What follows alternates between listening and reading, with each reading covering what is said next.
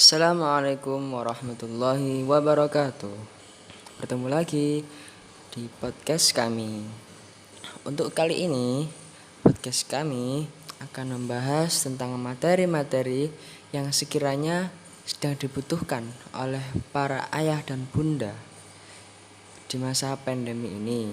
Materi ini dapat membantu para orang tua untuk bagaimana caranya mendidik anak dengan baik dan benar. Karena sekolah sekarang itu melalui digitalisasi dan dengan bimbingan orang tua di rumah. Maka dari itu, para ayah dan bunda dan orang tua semuanya, kita dengarkan podcast berikut ini.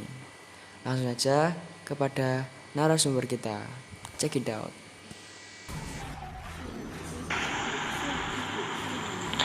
Ananda cerdas, aktif, dan kreatif, mengembangkan multiple intelligence di rumah selama pandemi COVID-19.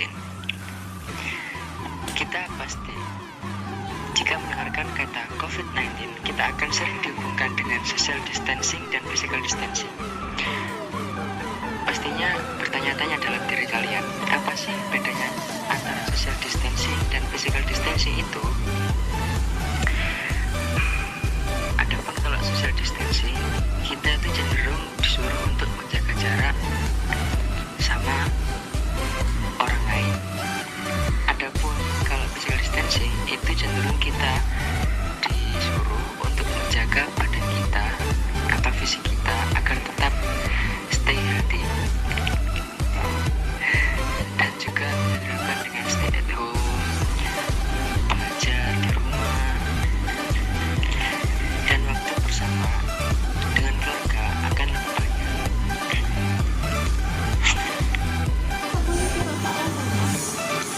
Adapun bagian-bagian dari multiple intelligence adalah sebagai berikut.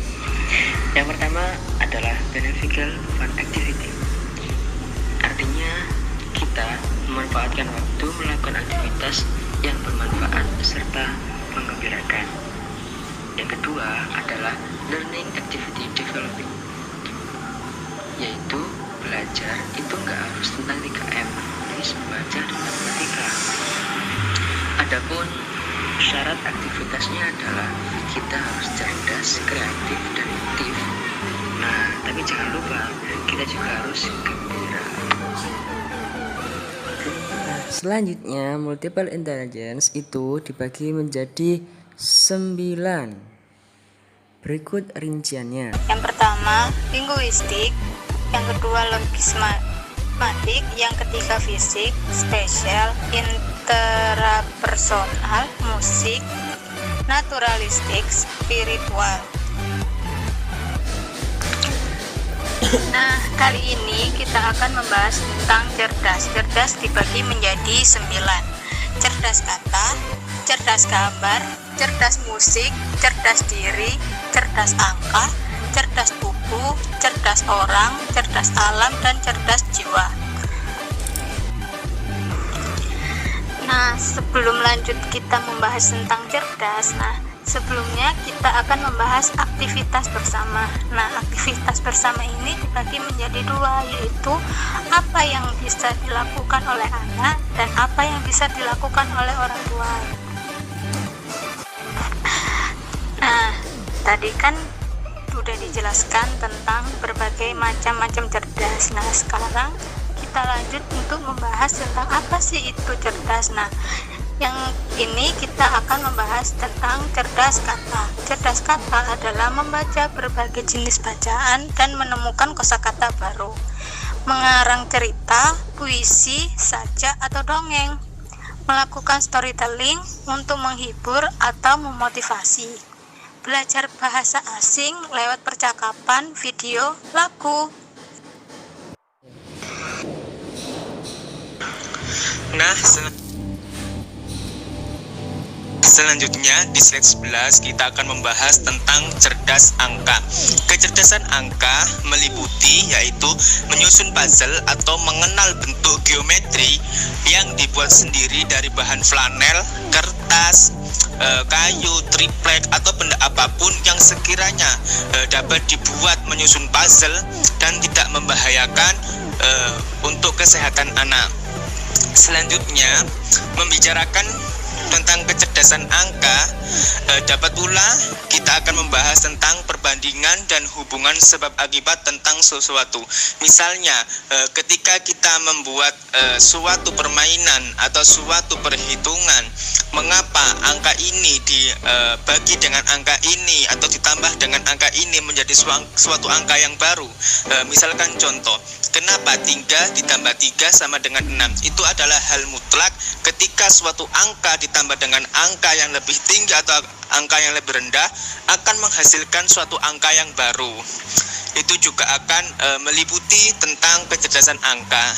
Berikutnya yaitu ada menyusun pola atau hierarki seperti urutan, ukuran, mengelompokkan benda yang memiliki sifat yang sama seperti menggunakan warna, terus membuat gelang atau kalung, atau menyusun sekiranya benda-benda yang terurai dan disusun menjadi suatu bentuk yang baru dan dapat dipresentasikan oleh si anak ketika belajar di rumah. Dan yang terakhir yaitu bermain catur atau permainan strategi lainnya. Selain catur, kita juga mengenal permainan tentang bongkar pasang atau lebih bisa dikenal dengan istilah permainan yang lebih baru yaitu Lego. Itu juga akan membantu anak untuk belajar menghitung dan mengira-ngira sebagaimana seberapa kuatkah bangunan atau pondasi yang ketika ia pasang dengan menggunakan hitungan angka yang mengakibatkan bangunan dan bentuk permainan atau strategi itu menjadi suatu strategi yang kuat dan kokoh.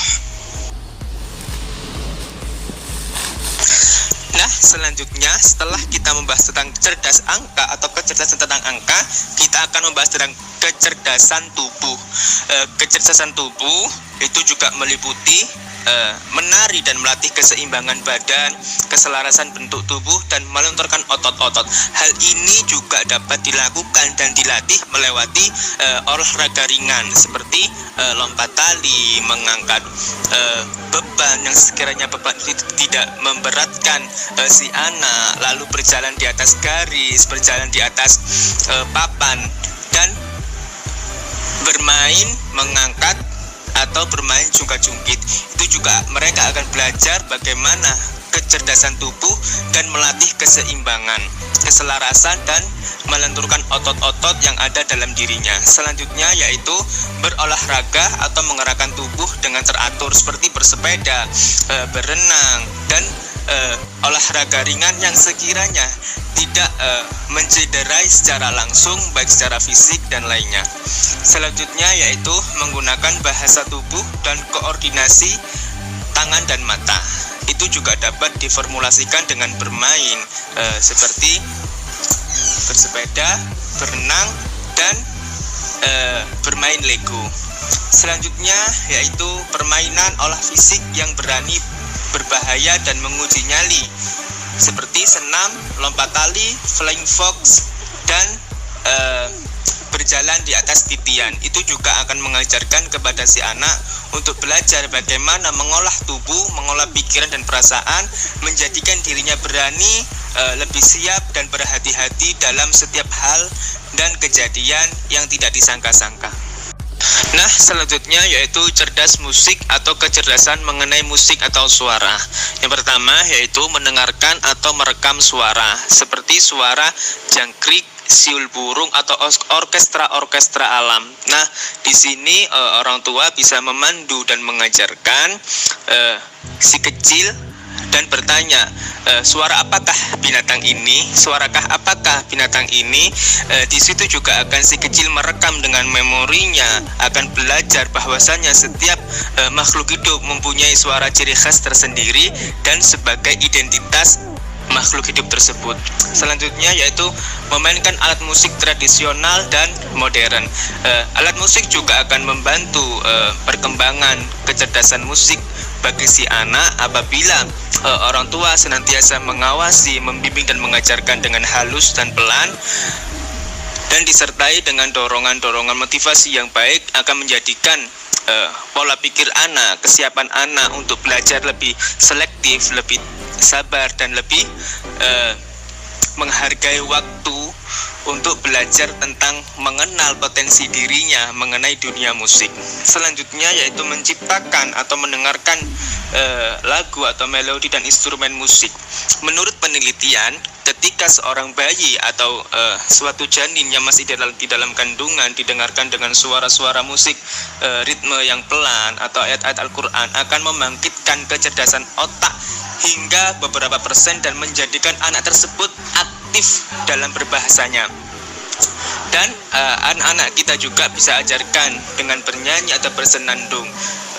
Jika salah satu orang tua ingin mengajarkan anaknya selain bernyanyi dan bersenandung, dapat kita ajarkan melafadzkan satu ayat Al-Quran hingga dia faham dan mengerti apa satu isi kandungan Al-Quran, dan dia dapat memahami dan belajar dari suatu ayat Al-Quran tersebut. Dan disitulah peran orang tua untuk membantu fungsi ayat ini, fungsi lagu ini ditujukan untuk siapa dan kepada siapa.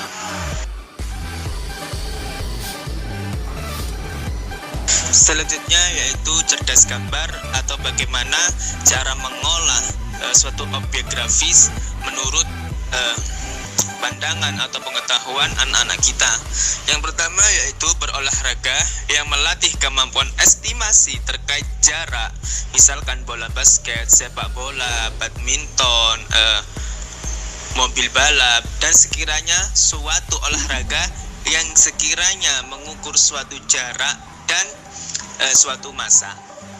Selanjutnya yaitu mengabadikan gambar, foto, atau membuat rekaman video.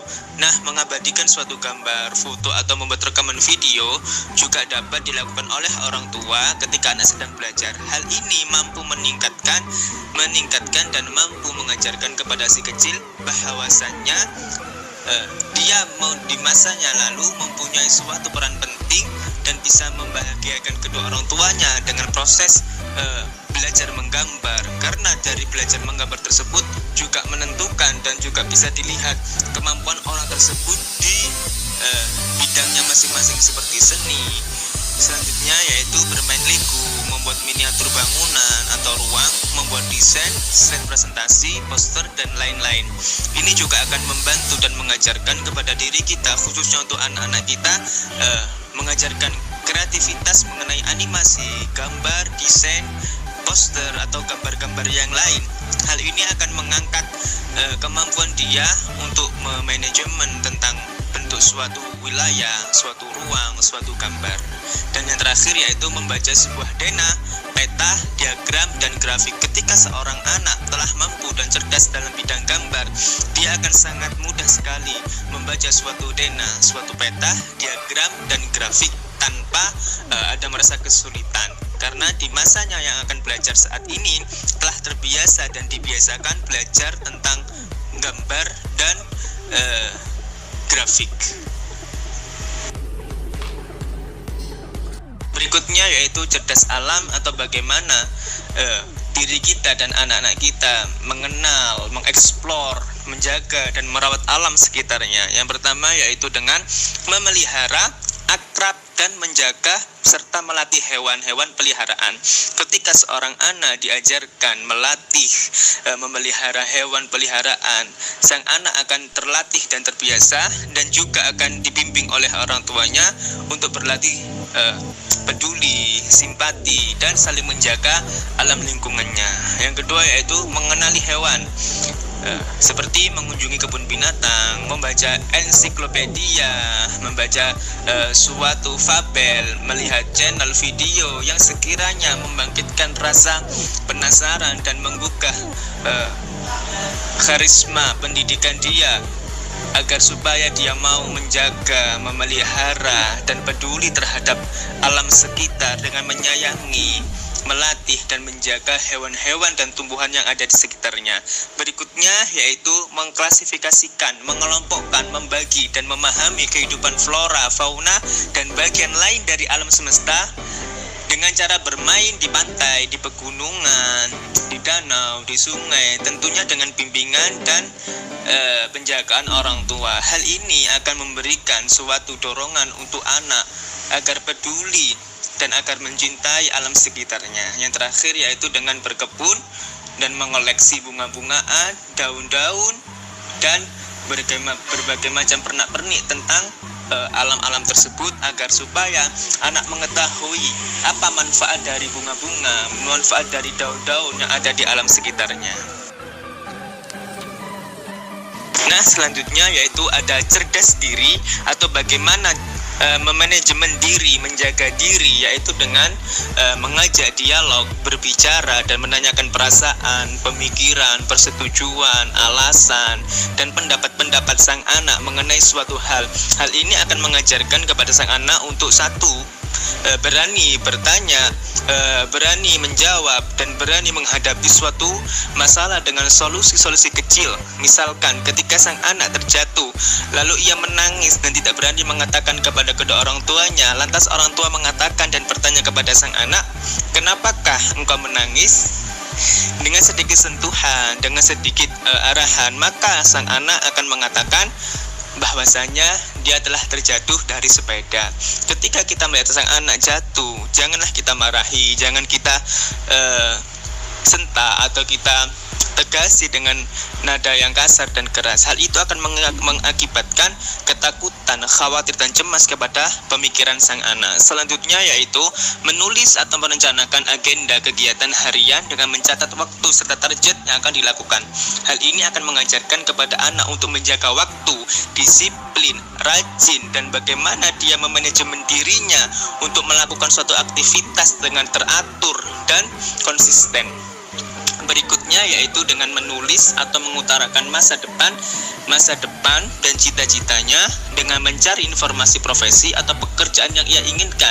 Dengan bantuan orang tua untuk anak-anak mencapai potensi diri dengan cita-citanya masing-masing, sang anak akan mencapai suatu keinginannya dengan bantuan orang tua dengan cara menulis atau mengutarakan, bertanya tentang cita-cita yang diharapkan oleh sang anak. Di sini peran orang tua adalah mendorong, memotivasi, membiayai dan membantu proses cita-cita sang anak untuk dicapai. Dan yang terakhir, cerdas diri yaitu menulis pengalaman beserta apa yang dipikirkan dan rasakan atas kejadian yang dia alami sebagai pembelajaran, sebagai pengalaman, sebagai guru terbaik sepanjang hidup adalah pengalaman, di mana pengalaman tidak akan berdusta, tidak akan berbohong atas suatu kejadian yang ia alami. Di sini kita akan belajar berhati-hati dalam setiap masalah, dalam setiap kondisi dan hal apapun yang sekiranya membuat diri kita akan terguncang baik fisik maupun psikis. Sang anak juga dapat dibimbing oleh orang tua dengan arahan, kalau kamu melakukan suatu hal ini akan berakibat ini. Itu adalah suatu cerdas diri oleh orang tua kepada sang anak. Nah, tidak kalah penting juga setelah mengetahui cerdas diri, di sini akan dijelaskan tentang cerdas orang. Bagaimana seorang anak atau diri kita menjaga, memanajemen, mengetahui, mengenal orang-orang di sekitar lingkungan kita. Yang pertama yaitu dengan cara menawarkan bantuan kepada teman atau orang lain, yang lebih populer dengan sebutan simpati dan empati. Ketika orang tua mengajarkan, mengerahkan, memotivasi anak tentang simpati dan empati, anak akan belajar dan berusaha di dunia luar nanti tetap peduli dengan orang lain, seperti pedulinya anak kepada alam-alam, pohon-pohon, binatang-binatang. Orang juga mempunyai hak yang sama seperti kita, dan anak akan diajarkan oleh orang tua bagaimana menghargai seseorang. Selanjutnya yaitu mengajak berdialog dan menceritakan interaksi dan apa yang dipahami tentang perasaan teman dan lain-lain oleh sang anak.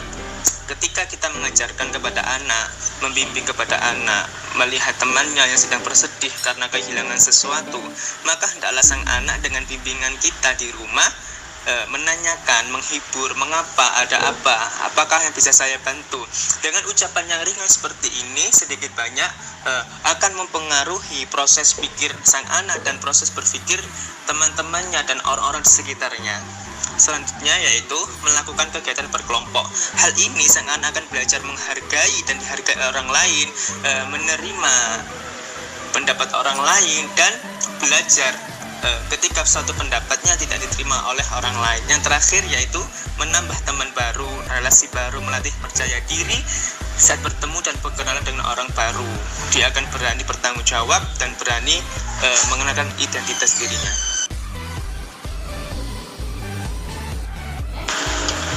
Nah, selanjutnya yaitu ada cerdas jiwa, bagaimana peduli diri kita dan peduli sang anak terhadap psikisnya, tentang kejiwaannya, atau tentang kesehatan daripada nuraninya. Yang pertama yaitu mempelajari agama atau suatu keyakinan yang diyakini melalui guru atau orang tua. Dengan bimbingan guru atau orang tua, sang anak akan menjadikan pemikirannya, dirinya sebagai suatu makhluk hidup yang di atasnya ada suatu pengatur, ada suatu zat sebagai pelindung, penjaga dirinya, dan memberikan kepercayaan bahwa sang anak akan diliputi dengan keselamatan dan keberkatan dengan bimbingan orang tua melalui ritual spiritual dan rangkaian ibadah-ibadah. Selanjutnya yaitu mengenal sifat-sifat Tuhan, seperti melalui kegiatan menulis, menghafalkan, dan menceritakan tentang Asmaul Husna, sebagaimana Ar-Rahman, pengasih, Ar-Rahim, penyayang. Sang anak ketika akan diajarkan sebagai sifat-sifat Tuhan, maka diharapkan sang anak juga memiliki sifat-sifat Tuhan, seperti welas asih, menghargai, mencintai, merangkul, tidak memukul. Hal ini juga mempengaruhi kualitas spiritual dan kecerdasan emosional sang anak apabila dia sudah beranjak dewasa dan berada di dunia luar. Selanjutnya yaitu mengikuti kegiatan keagamaan seperti kajian-kajian atau menonton video-video yang mengarahkan dirinya untuk lebih mengenal dengan Tuhannya, menghargai kualitas hidup dirinya kepada Tuhannya, dan menjadikan dirinya sebagai orang-orang yang religius dan tidak meninggalkan kewajiban-kewajiban yang lain. Dan terakhir, mengenai kecerdasan jiwa yaitu membiasakan mengucapkan doa dan mendoakan orang-orang di sekitarnya. Hal ini mungkin remeh dan kecil, tapi faktor dari doa ini yang ia ucapkan akan menjadikan suatu energi positif, suatu faktor yang baik untuk dirinya. Ketika sang anak mendoakan dirinya, mendoakan orang yang di sekitarnya yang ia cintai, akan menjadikan dirinya lebih peduli, empati, dan ikhlas terhadap orang-orang yang di sekitarnya.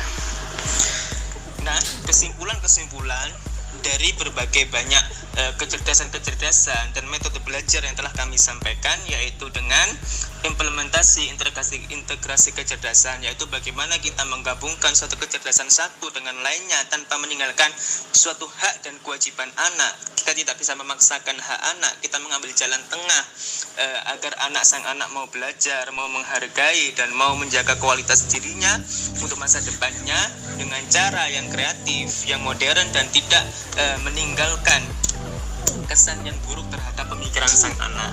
Yang kedua yaitu menikmati proses. Setiap suatu hal yang ajaib, yang istimewa tidak akan lepas dari satu proses yang amat panjang. Bisa kita katakan proses yang sulit, yang menguras waktu, tenaga, pikiran. Hal ini akan terbalaskan dengan kejadian atau suatu jawaban yang kita tidak sangka-sangka dan duga-duga.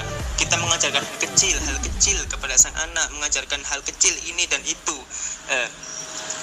Nantinya suatu pengharapan dari orang tua akan muncul dan akan dilakukan oleh sang anak dengan sendirinya, dengan bimbingan, dengan motivasi yang baik, dan menjaga kepercayaan diri sang anak terhadap orang tua, lingkungan, dan Tuhannya. Yang terakhir yaitu kombinasi belajar. Dengan kombinasi belajar yang modern, struktural, yang modern, tidak memaksakan kehendak, tidak mengambil hak orang lain, akan mengajarkan sang anak memiliki dan mengetahui batasan-batasan mana yang dapat ia lakukan dan batasan-batasan mana yang wajib ia tinggalkan. Ya, kita telah sampai di penghujung podcast kami. Kami ucapkan banyak-banyak terima kasih bagi semuanya yang telah mengikuti kami dari awal hingga akhir. Kami dari KKN DR kelompok 67 mengucapkan terima kasih banyak. Wassalamualaikum warahmatullahi wabarakatuh.